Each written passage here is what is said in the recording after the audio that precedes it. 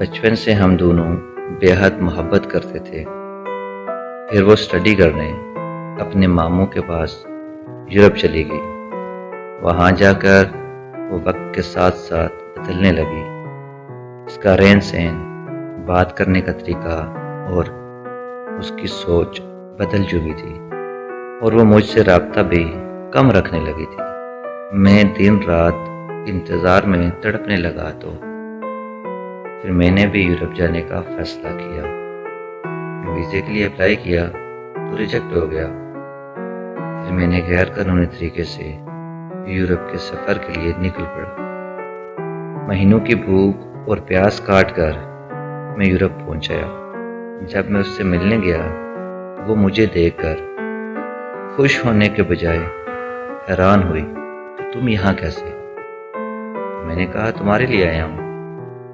میری یہ بات سن کر وہ مجھ پر غصہ ہوئی اور کہنے لگی پاگل ہو کیا تم؟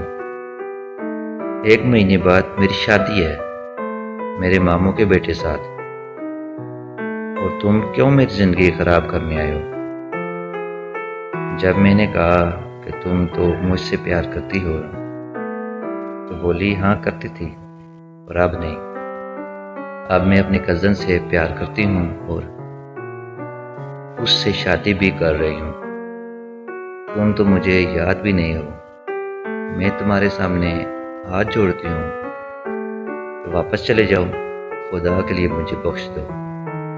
اس کی یہ باتیں سن کر میری تو روح کانپ گئی۔ پاگلوں کی طرح خود پر ہنستا ہوا وہاں سے نکل تو آیا، پر اس کے کہے الفاظ آج بھی دل و دماغ سے نہیں نکال پایا۔ آج اس کو دیکھے 5 سال ہو گئے ہیں۔ پتہ نہیں اس سے آج محبت ہے یا نہیں، پر اس کے الفاظ آج بھی میرے کانوں میں گونجتے ہیں۔